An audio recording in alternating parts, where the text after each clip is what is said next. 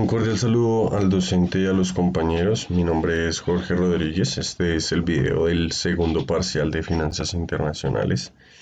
Eh, Vamos a seguir trabajando sobre la misma línea del primer parcial. Estamos en el concepto de finanzas internacionales y la globalización en torno a el mercado financiero.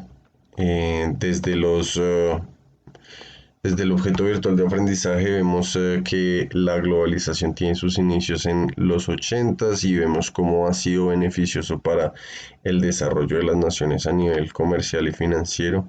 Vemos cómo nos hemos tenido que adaptar en estos 30 años de globalización a unas nuevas medidas más allá del Producto Interno Bruto que esta nueva economía y estos desarrollos tecnológicos generan, los nuevos mercados que se han generado alrededor del mundo debido pues a las necesidades que genera el desarrollo tecnológico, las criptomonedas y su incidencia con el mercado de valores. Eh, y pues bueno, finalmente llegamos al tema que nos compete en este corte, que es la globalización y las finanzas internacionales directamente y propiamente dicho. Entonces, entendemos las finanzas internacionales principalmente y desde el comienzo como el conjunto formado por la economía internacional y las finanzas corporativas. Entonces es un, una interacción entre las utilidades y la actividad económica de las empresas del capital privado y los ingresos y la manera en que esta actividad económica ha venido afectando a las naciones. Entonces es un conjunto que se forma a raíz de la apertura económica y los movimientos de divisas alrededor de las fronteras. Globalización y finanzas internacionales, pues bueno, como lo mencionábamos, la globalización es el concepto principal del cual surge y nace las finanzas internacionales. Las finanzas internacionales, como hablábamos anteriormente, es la suma de las partes entre el mercado, el capital privado y las naciones, la economía de las naciones, y pues la globalización prácticamente facilita o es la que genera esta interacción. Entonces, la globalización, como veíamos en el primer corte, surge a raíz de los desarrollos tecnológicos que se dan en la Segunda Guerra Mundial en transportes y de la Guerra Fría en temas de tecnología y comunicación. Sin embargo, los conceptos que la desarrollan vienen desde la globalización nacida en 1980 a finales de los 70, desarrollada gracias a la crisis de la deuda de las naciones tercermundistas o en vía de desarrollo, genera conceptos como lo que son empresas internacionales, multinacionales y transnacionales que gracias a la globalización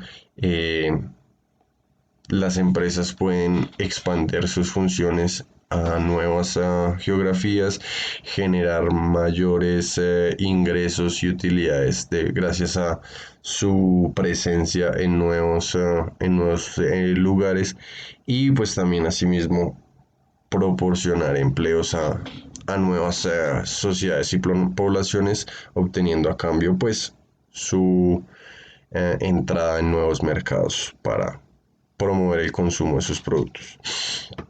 Las crisis han sido pues algo que se presenta en el movimiento de globalización eh, en el mundo moderno, por así decirlo. La globalización surge de una crisis y a raíz o la consecuencia de la globalización también han sido varias crisis.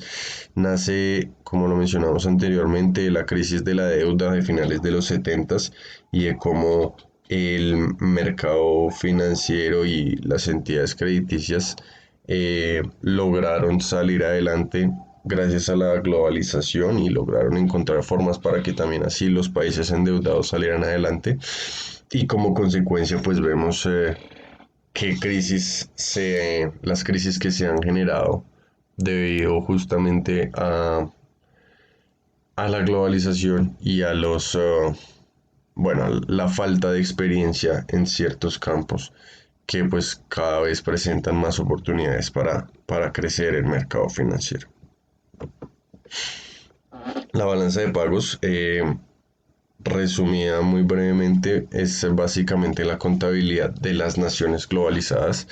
Representan la entrada y la salida de capital extranjero, de divisa extranjera, que se representan como débitos o créditos en la contabilidad. Débito como la salida de la moneda extranjera y el crédito como la entrada de ella. Entonces encontramos tres cuentas principales en la balanza de pagos, que básicamente son la cuenta corriente que maneja el efectivo o el movimiento líquido de estas divisas, como lo son inversiones, como lo son utilidades, como lo son el efectivo. Y eh, luego tenemos la cuenta de capital, que básicamente son los activos un poco menos líquido, pero que igualmente son comercializables y debido a la globalización representan entradas y salidas de capital extranjero por medio de las importaciones y exportaciones.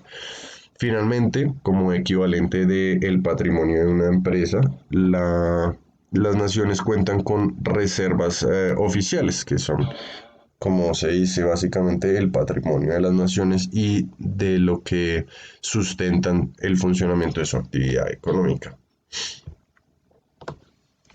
Luego tenemos, o vamos a hablar de la inversión extranjera. La inversión extranjera es la principal actividad en los tratados de libre comercio, es la naturaleza misma de la globalización y la apertura económica. Pues lo que se busca con la inversión extranjera es que las naciones menos desarrolladas y en necesidad de mayor flujo de economía reciban estas inyecciones de capital y así puedan poner a andar a su población, digámoslo, desempleada y no quedarse estancados en un nivel económico deficiente, razón por la cual en su momento no pudieron subsanar sus deudas. Y pues este es el papel que viene a cumplir la globalización y las empresas extranjeras, llegar a inyectar capital, promover la inversión y generar empleos bien remunerados a la población que lo necesite. La deuda extranjera es, en principio, lo que produce la globalización en sí. Debido a la crisis de la deuda de los años 70, comienzos de los años 80, se generan los movimientos de globalización y como consecuencia también de la globalización y de los capitales financieros, los mercados financieros, se genera también la crisis del 2008 en Grecia principalmente, pero que se expande a la Unión Europea y el mundo después. Es importante decir que para el año 2020 el mundo se encontraba endeudado en 281 billones de dólares, lo cual para esa fecha representaba el 355% del PIB mundial. Esto quiere decir que gracias a la globalización el mundo está sobreendeudado para poder mantener su movimiento económico, para poder funcionar, pero que gracias a la globalización estos créditos y estos préstamos que tienen pendientes hacen que se pueda trabajar con estos créditos como parte de su patrimonio y que estos créditos sean parte de los movimientos financieros y del mercado capital en sí. Como hablábamos en la balanza de pagos, un elemento importante de las reservas oficiales son las reservas internacionales. Pues estas reservas internacionales son básicamente un portafolio de inversiones de las naciones que se encuentra, pues que tiene un nivel de renta primero muy bajo y segundo también tiene un nivel muy bajo de variación, lo que genera que sean seguras, sean confiables y le da estabilidad a las naciones. La idea es que estos portafolios sean en moneda extranjera, en una consciente variedad de moneda extranjera para luchar pues con digamos con la constante inflación que sufre su nación para así evitar la devaluación de su divisa y también se forma por acciones del mercado financiero internacional para generar la confiabilidad que se requiere en las naciones y así pues digamos poder continuar en este movimiento de globalización y ser parte de la comunidad financiera activa. Los mercados de capitales son mercados que nacen a raíz de los mercados financieros, surgen de los créditos otorgados y de la facilidad de transar estos títulos de créditos, títulos de endeudamiento.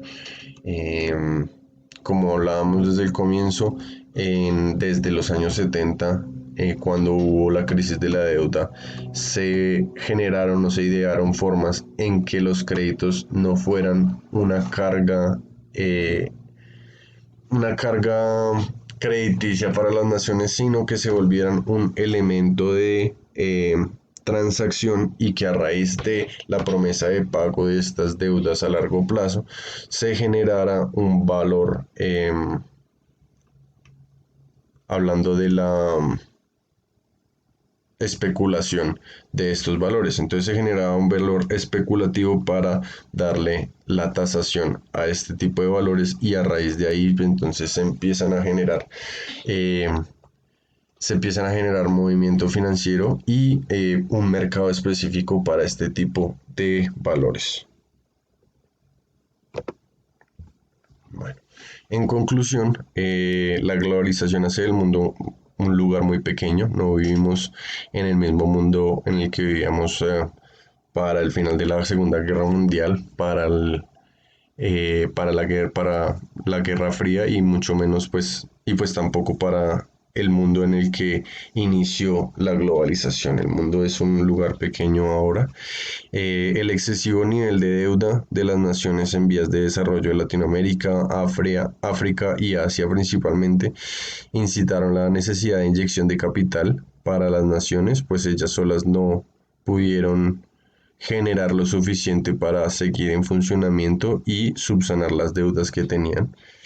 La actividad financiera se volvió internacional y generó una agrupación del mundo alrededor del mercado financiero.